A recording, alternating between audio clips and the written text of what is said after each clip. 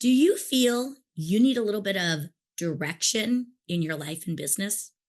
Do you feel that sometimes you're getting in your own way and being the own hindrance to your goals? Do you feel that you are getting lost in all the minutia of the day? Well, as I talk all the time about you being the CEO of your life and business, sometimes a good CEO also needs a good COO, someone that's going to help you stay in your lane, make sure you're not going down the rabbit hole, and helping you to build a sustainable business. This is what we are talking about today. We're talking about the power of understanding not what you can do, but the importance of understanding what you should do as you build your business into greatness. I'm Clara Capano, and this is Women Winning Their Way. Here at Women Winning Their Way, we talk about the importance of self-care. With it being open enrollment for health insurance, we have partnered with Leela Smith, the owner of Etta and Associates, who is licensed in over 30 states, to make sure that all of us have the best coverage for ourselves and our families. I've been a client of Etta and Associates for over 2 years, and I feel 1,000% confident that I'm covered for all of my basic needs, along with any unexpected surprises. Your health matters, so make sure that you are covered. Call or text Leela's team today and set yourself up with a free consultation to review your coverage options and to ensure that you and your business are protected.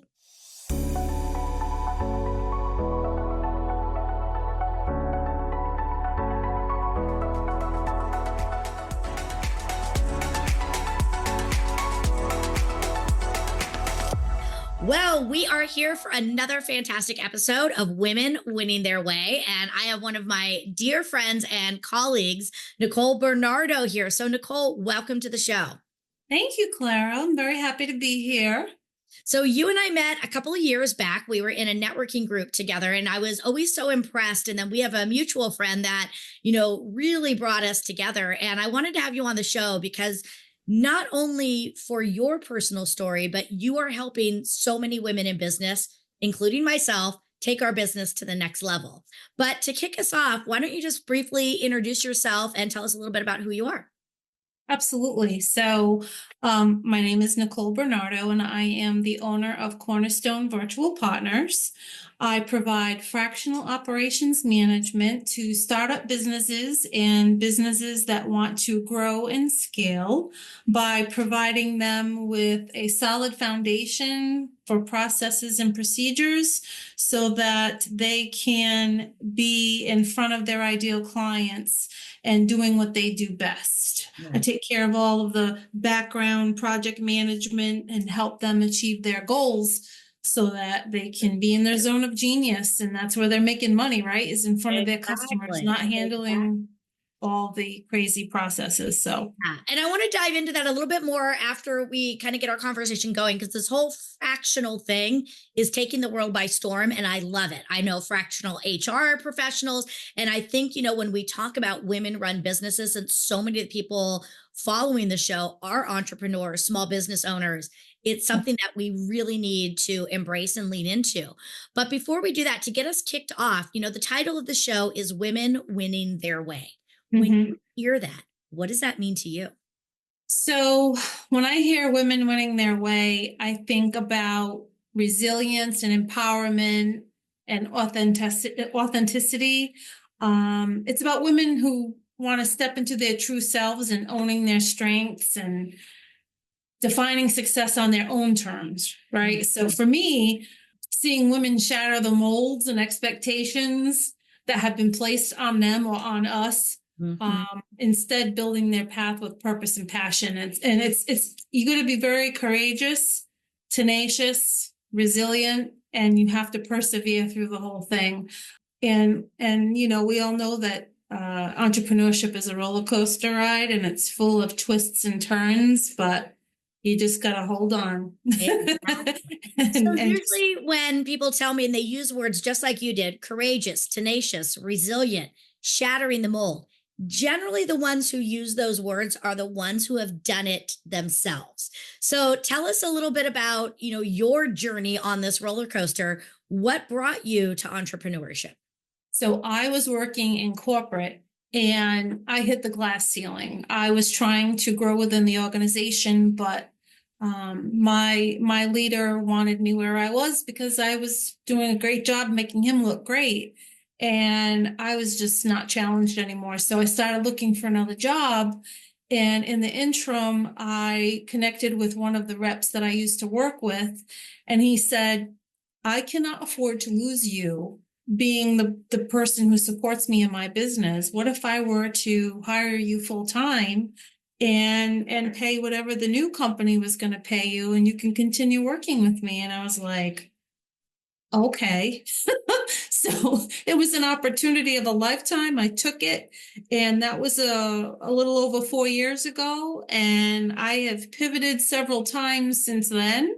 Yeah. And I know I'm sure we'll chat about that a little bit, but it was a golden opportunity and I'm forever grateful for it. Sometimes, again, I think these opportunities come to us and we're not even expecting them. They come to us. But I want to go back because you mentioned that you hit the ceiling and you didn't have room for growth. Talk a little bit, because I think, and not everybody's going to quit their corporate job or has the luxury of quitting their corporate job, but talk to me a little bit about why growth is so important to us and how, when we don't have the ability to grow, how that can impact us in both our personal and professional worlds. How did you see it impacting you? So I think, first of all, a person has to want to grow. Some people might be comfortable where they're at, and that's fine if that's what makes them happy. But with me, it's always been, I get bored very easily. I Mhm. need to have multiple things going on all the time in order for me to feel it like I'm fully contributing, my gifts, if you will, to the world. What's that like? I have no idea what you're talking about. Um, I thrive with that, and I love helping other entrepreneurs. So I don't know if that answers the question, but I think what's really important is there's nothing stopping you from achieving the goals and the dreams that you want to achieve other than yourself. Hmm. Yeah. Don't let anything get in your way. And Yeah. that's one thing, probably the way I was raised. Don't tell me I can't do it because I'm just going to go do it. Exactly. And you had such a great opportunity to be able to go into a new path and grow. If somebody is in a corporate job and they don't have the luxury, or they're just not in a place where they even want to start their own thing, there still is way for them to grow. What would be some things that you could encourage them to do to maybe grow themselves, challenge themselves if they aren't going to leave a current position? So today we're very fortunate to have people who are mentors and people who are coaches. And when the coaches is kind of an overused word. So if you are ever going to work with a coach, make sure that they are vetted and you check their reviews, etc. There's so many people out there that are looking to work with people who want to grow. And self-development, I mean, you can take a class, you can take a course, you can do webinars, you can do some networking with other organizations of people who want to give back. And there's so many other smaller groups that love to work with people to develop their skills. And a lot of businesses, they don't really publicize it, but if they have employees, they're paying taxes, and there's a portion of the taxes that goes to employee development. And people should reach out to their HR team and say, hey, listen, is there any funds available for me to further my education? I'd love to take a webinar or a course. Like, just ask the question, because, people Never want know. people that want, right? If I have a corporation, I want employees that want to invest in themselves. So go for it. Ask them. That's how I got my master's degree. Nobody was using it. I was a part of a global corporation and nobody was using tuition reimbursement. And that's how I went and, got my master's degree, and they paid for about 2/3 of it. So they do. Nice. Like, I think you have a really good point. Companies want us to be at our best, especially when you're in a growth minded company. I also think, though, outside, one of the things that you and I have talked about and I'm doing right now to grow myself is nonprofit. Again, maybe the challenge needs to be even outside your realm, maybe doing charity work or, joining a foundation and throwing yourself in there. Those could be other challenges. It doesn't always have to be in the workplace, but the idea is you got to grow because that's how you stay at the top of your game, I think, don't you? Right, absolutely. And I'm actually on the board of a nonprofit in the janitorial industry, and I'm so passionate about it.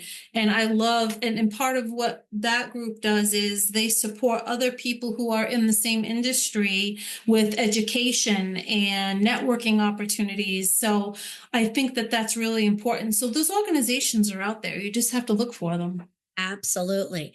So I want to just go back a little bit to the 4 years ago when you decided to go on this new path.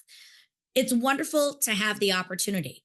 It also can be scary. When you're part of corporate world, you have I'll call it guaranteed salary. You have the health insurance, you have, all these benefits. And going over to entrepreneurship, you kind of say bye-bye to all of those things. And I know you're married, I know you have a family. Talk to me about, some of the thought processes you went through and some of maybe the fears of going and starting something on your own and how you worked through that. So obviously, my scenario, my husband he's now retired police officer, so we have great medical through his employment. Um, and that part of it was great, but I also had his support. Without his support, I would have never been able to be where I am today, and he knows it. And I thank him all the time. But if I were in that position and I didn't have that opportunity, I learned later that there are people out there that are insurance brokers that you can get health insurance at the group rate Mhm. because it's specific to people who are entrepreneurs.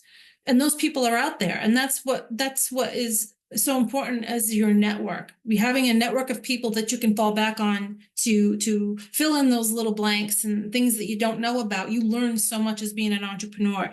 And I have to tell you, it's never been an easy road. I mean, I had a really good year a couple of years ago, but guess what? There's twists and turns along the way, and giving up to me is not an option, Clara.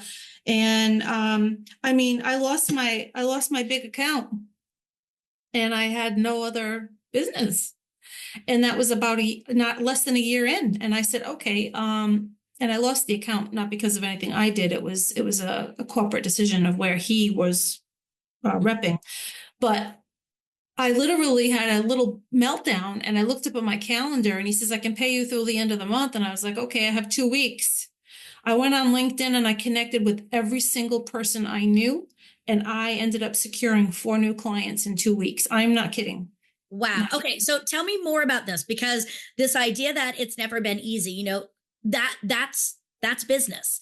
People think, oh, you work for yourself, it can be so easy. And it's not. I mean, I've been in the same position where, you have something and it seems like a done deal. And then at the last minute, it falls apart. Mhm. And really have to dig deep. So before even getting into the reaching out to people, because I want to talk about networking, what is it for you that created this never give up? I mean, and what I mean by that is, what do you do in those moments? Do you go and talk to a mentor? Do you pray? Do you meditate? Do you look at your vision? Like, what are some of the tactical things you do? Because it's easy to say giving up isn't an option, but the reality is we want to give up. And what keeps you pushing? Well, after I gave myself a hot minute of having a meltdown, I just put my fingers to the keyboard and started looking at what my options would be. And I actually connected with the Small Business Association and the Office of Economic Development right in my local city. And I had this awesome conversation with this gentleman named Cliff. And he pointed me in the direction of talking to the Office of Economic Development. And I spoke with a CPA. And at the time, I was a sole proprietor. And the taxes were killing me. So I educated myself using all of the different things to see, is sole proprietor a best option for me? Should I be a corporation, etc.? But also utilizing LinkedIn and all of my connections from my 25 plus years of corporate work history to connect and say, hey, listen, this is what I'm doing. This is the service I can offer. And this is back in 2020, 2021. So COVID was kind of still ramping its ugly face. So it was a great opportunity for me because people weren't wanting to go into the office because they didn't want to be exposed. So it gave me an opportunity to grow my client base. But every single time there was a setback, it happened for a reason. And I didn't see the silver lining until afterwards. But I know this, and I always tell people, listen, don't be frustrated if you have a setback because there's a reason for it. Yeah. It's going to bring you bigger and better things. And every single time I've had a setback, it's always done that. So just persevering and moving forward, and then being adding to the client base, learning about networking, and through the Chamber of Commerce, I joined the Chamber of Commerce, and then I met this awesome Jen Rigo. I met her through a networking group. And then then I went to another networking group, which I'm currently in now. And that has opened up many doors for me because when I tell my clients, you don't just get me, you get my network.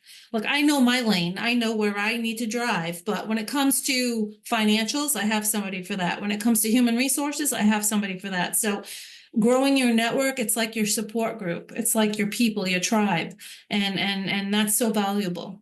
Absolutely. So I have two comments. One is I love when you brought up look at your options, because I think sometimes having that reality check of what are my options? Like for me, I could go back into management. I could go back into the corporate world. I do not want to. But again, looking at those, it sometimes again gets the fire in your belly back to be like, no, I really don't want those options. I want to dig a little bit deeper into the networking because you brought something up about really reaching out to the people that you know and saying, this is what I'm doing. Now, there's a pro and a con to that because we want to reach out to people. At the same time, we don't want to sound desperate. We don't want to sound quote unquote salesy. So what are some ways that you can reach out in a positive way to get the right outcome without sounding desperate or like, hey, it's all about me, just help me? Because I know with your networking, you're all about helping others, Right. helping yourself. But kind of talk to me about the networking dance and how to make it work. So I have to be honest, Clara, when I did it originally, when I had 2 weeks left to get new clients, I literally felt like I was groveling a little bit. And I reached out in a message on LinkedIn or a phone call and said, hey, this is what I'm doing. These are the services that I'm offering. If you or someone you know is looking for this type of service, I would love an introduction or a connection. So I wasn't kind of, throwing myself on them. I could have done that, but I was trying to just be hopeful that they would be the one that would want to do business with me. But today I understand that in order to gain someone's trust, you need to be yourself. You need to educate them. You need to help them with whatever their pain is, address their pains, and you can do that through your social media postings.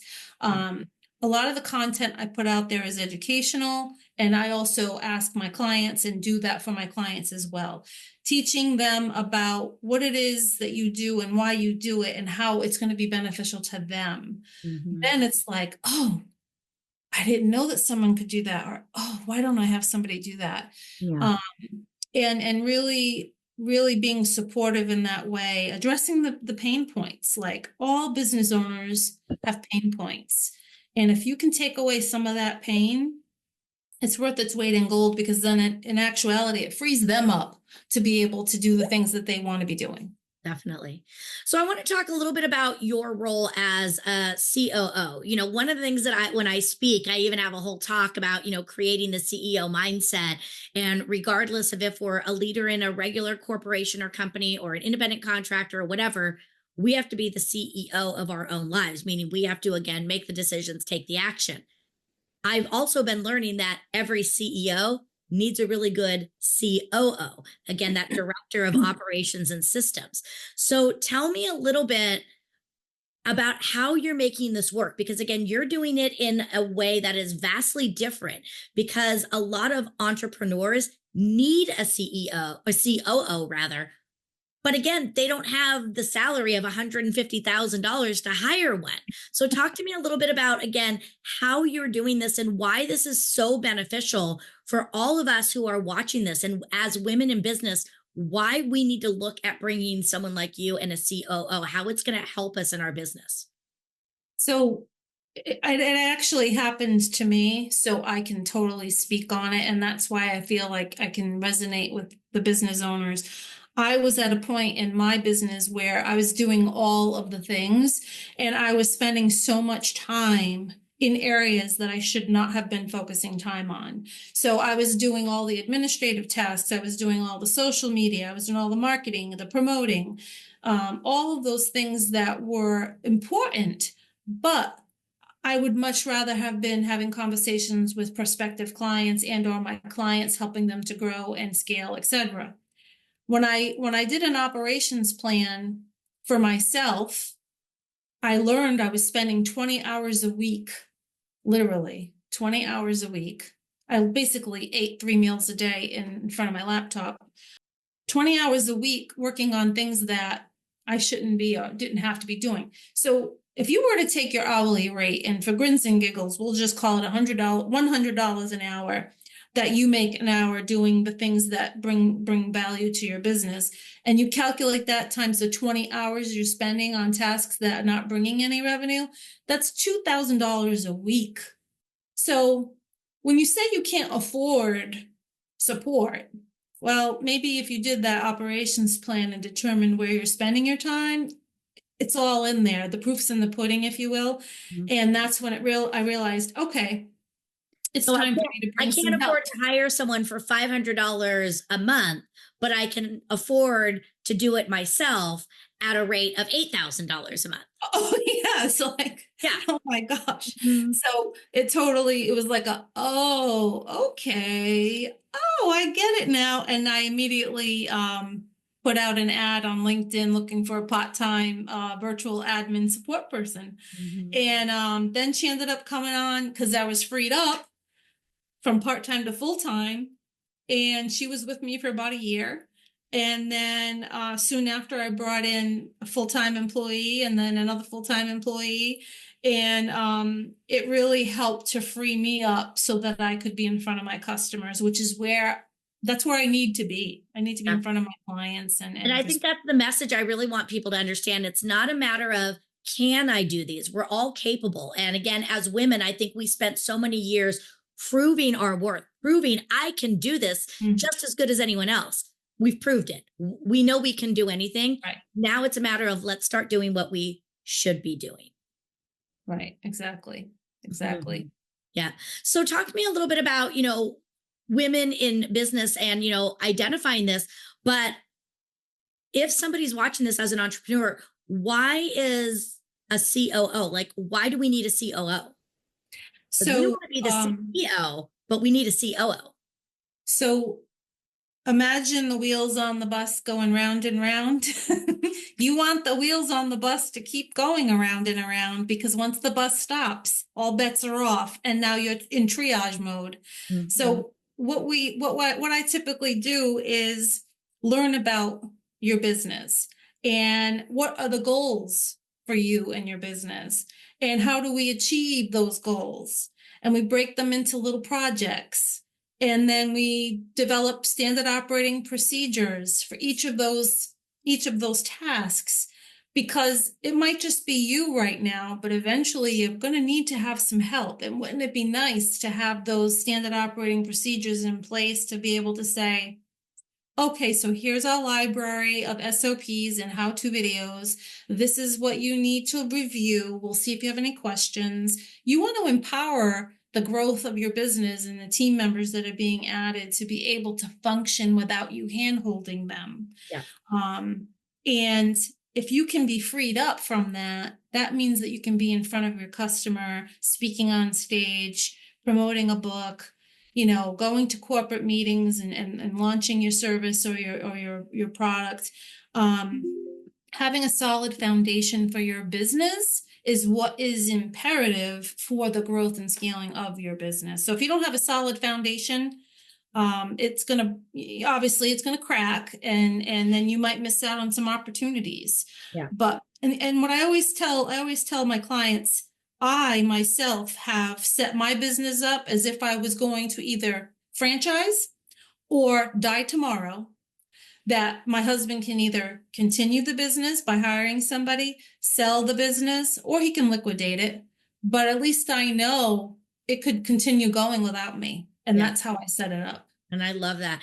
I want to just talk about this because so many of the things that you have brought up, this was me. And I just want to just be completely transparent with everyone. I was preaching be a CEO, but I was doing it all. And one of the things I remember reading in a book was that your organization, regardless of its size, it can be an organization of one, which I was. Your organization can only be as strong as its weakest link. And I was the weakest link because I was trying to do it all. And that's when you came into my life, and you really you've helped me to really get clear, bring my own clarity to me on all of these things. But one of the things that I love most is you really, I'm trying to think of how I want to put this. I'm an idea girl, and you tell me when I have good ideas, and you're telling me when you got to slow your roll, because I can go off on all these different tangents and you really help bring it in. And again, I think that's what it is. It's the operations, because many times as we're out there being the CEO, we're getting lost. We're getting lost in not just doing the wrong things, but we're getting lost in the ideas. We're getting lost in, going off in all these areas, which is wonderful because we want to be that visionary, but we can't implement the right things without someone like you. And when we talk about breaking through the ceiling, when we're talking about breaking the mold and doing things on our own, this is what you've done with this concept of fractional COO. Talk to me about what this means and why this is so important that we're understanding and starting to lean into this in our businesses. Well, in any business, it's very difficult, especially a small business or a business that's been active for maybe less than 5 years, to be able to afford full-time people for your chief financial officer, your human resource person, your operations person, etc. You'd go bankrupt. And you don't need today, you don't, with technology and automations, you don't need those people in full-time roles unless you have 100 or more employees. For a small business, having a fractional means that they do it at a fraction of the time, at a fraction of the cost. Mm-hmm. And fractional operations is just that. We work together so many hours per week or month. We lay the foundation, we hit all the projects, and it might be a little bit more upfront because we're setting up processes and workflows and procedures and improving upon what you've already developed, or maybe we're starting from the very beginning of setting all of that up. And then eventually, after 3 months, it kind of starts to taper. And then it's just maintenance mode after that. And sometimes it's accountabilities. I have clients that are saying, just tell me what I need to do. Just tell me what I need to do. I need you to hold me accountable. I need you to make sure that I'm on point and on track and on target. And that's what makes it fun, and it makes me be able to handle the business that I'm bringing on for each of my clients and give them the service that they deserve, because I'm not doing everything for everyone. Yeah. I'm helping them and guiding them and setting up the processes and procedures and the projects and everything. And then we do weekly check-ins and monthly meetings, and it's working really well, and I love it, and I'm excited about it. I just love it because it's getting and giving people, again, who need this systems and who need this support, the ability to do it when before they didn't. Because like I said, and you even said it, if I was going to go and hire my own COO, which I thought about doing, I was like, I need a business manager. I did that. I'm like, it's going to be 60, 70 grand a year. I just don't have it, Right. and it allows you to bring somebody on because many of us only need it 5 or 10 hours a week. We don't need that full time. So Right. I just think, again, it's such a smart thing for all of us to do. And if you think about it, we kind of do the same thing. We have fractional accountants. We have our accountants work for many people. They just help us. So it's Right. kind of that same idea. So I love this. And I know that you're kicking it off So, we're going to have all of your information in the show notes because I really do encourage all of you that are listening to just have a conversation with Nicole. She can help kind of see the cracks or the cracks that are coming in your business because we want to help you build sustainability. Again, if you're going to get to the next level in your business, you cannot do it alone and you need an executive team behind you. And this allows you to have that executive team and be able to play with the big dogs out there, even though you might be a small dog, and that's cool. But Nicole, I know that you are doing so many new things. In addition to launching this new side of your business, what else is next for you? I would say expanding the impact that I can make and pushing my boundaries on what I offer. Mhm. I am focusing on niching down to the janitorial and contract cleaning industry with my fractional services, but that doesn't mean that I'm going to say no to anybody who could benefit from fractional services. And the reason why I'm doing that is because you can't efficiently and effectively market to everybody because then there's no definition of what it is that you're good at and what it is that you do. Yeah. I'm still going to be good at operations management no matter what the industry, but if I don't focus on one specific area, it's going to look like I'm fragmented and I really don't know what I'm doing, and I don't want anyone to be confused about Mhm. what it is that I'm offering. I'm excited about the opportunities that I see to be able to mentor and uplift other women in business and showing them that they do have the potential and they can navigate through challenges and truly, owning their bigness. And I'm working with it's through a grant, believe it or not, but I'm working with a woman who has a gym right here in Fall River, Mass. And she's been in business for 4 years. And she's like, I need to grow this business. And Yeah. so we're working together, and I'm really excited about that. And then another call I had this morning, believe it or not, was with a contract cleaner who has business already, but they don't even have a business plan. So I sent him a template and I said, listen, the business plan is going to be your Bible. You need to do that first. And then let's talk after that. And I do, the people who have very limited income, I start with just a strategy session for an hour, and it's very affordable to kind of get everybody set up on the right path. Yeah. Right. Because I mean, obviously I can't work for free.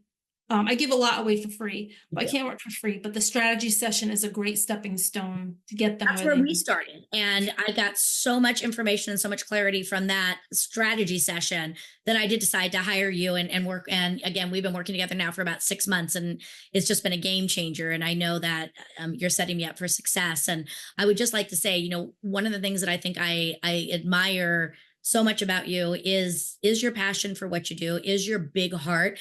And I will tell you, you are smart. Oh my God, the knowledge base that you have, I can just throw something your way and I'm like, I think I kind of want this. And you're like, have it all put together. And I have never seen a brain work like yours, man. You know what you're doing. And it's been such an honor just knowing you, becoming your friend. But I will just tell you, you are really sharp and you know what Thank you're you. doing. So Thank you. I wish all my clients were like you. And let me just say, this is working because you are receptive and open to it.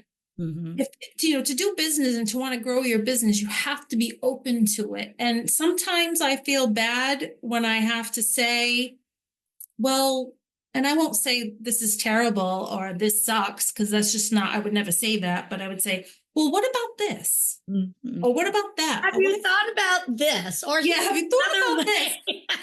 Because listen, your ideas are important, and sometimes that's the beginning of something great, and it's like we need to build on it, right? Yeah. And sometimes you've sent me some questions and I would be in a state of overwhelm, and I would reply back and say, I'm going to need time to let this one stew a little while before I can respond, Yeah.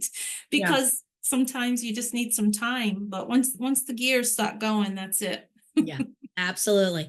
So I really enjoyed talking with you. I just hope that people have a new perspective on how they can grow their business in a smart way, in an economical way, and in a way that's going to bring them in some sustainability. So the last question I have for you, again, we're going to have all your information in the show notes. So I encourage everyone to reach out to you, is sitting where you are today, being on this roller coaster journey of yours. How do you define success for yourself now? I define success for myself being happy coming to work every day, finding joy in and happiness in helping others achieve their goals, and even spending time with people who just need someone to point them in the right direction to help them on their business journey. Because for some reason, I love to give to people of what I know. I love to share what I know. And my husband and my team would yell at me and say, "You just gave them all the information that they need to be successful. Why did you do that?" And I'm like, you know what? They might need help implementing it. They might not be able to do it by themselves. That took me 15 minutes. What's 15 minutes of having a conversation with someone and sharing the ideas that I have? And I believe that when you do good to people, it comes back to you. Yep. And that's really what it's all about. I love that. So, well, Nicole, thank you so much for being here and for sharing your time with us today. You are a wealth of knowledge. You have a amazing heart, and I know that there is just even continued success in front of you. Thank So, you. thanks for being a part of the conversation. Thank you so much for having me, Clara. Well, I just love Nicole. Again, she has been a game changer for me in my business. And I really hope that this unlocks something inside of you. Again, I think so many times in business, we focus on the fact that we can do these things. And, this idea that we don't always have the ability to bring somebody in. And so I really just think as, you're going into your business, really think about, are you helping yourself or are you hindering yourself? So some of the biggest things that she took away is the fact that, again, it's not always going to be easy. And you have to just have this never give up attitude because you're going to be on the roller coaster. And, sometimes you're going to be holding your hands up and flying out of your seat. And other times you're going to be holding on for dear life. And that's just part of it. I think one of the biggest things she did is the analysis of what is your dollar per hour versus what are the jobs that you're doing. And I think, again, looking at that, and I know that I have been guilty of that, of not wanting to spend $250 for an administrative help. But at the same time, with me doing it, I was spending $1,000 a month. And it just doesn't make good business sense. So again, start making good business sense. I love the idea that she talked about, when things aren't easy, to go through these 3 steps. To first of all, give yourself a minute. Give yourself a minute, have a breakdown, cry, be stressed, whatever it is. Give yourself a moment. Then come back, look at the alternatives, look at your options. Because sometimes when we get options, it gives us, again, the clarity we need to get ourselves back in line and then take action. At the end of the day, you got to do this. This is what she did, is she buckled down and she just immediately got into networking mode saying, this is what I'm doing. This is what I'm going through. Can you help me? So again, when you deliver good work, when you deliver quality and you focus on building relationships, people want to help you. I love what she said. At the end, be open to change, be open to new ideas, be open to other ways of looking at it, and be happy. There are so many people out there that are not living in joy, and you have the ability to create this for yourself. So be happy, be proud of the work that you're doing. And then remember, you are the CEO, which means you have to be strong.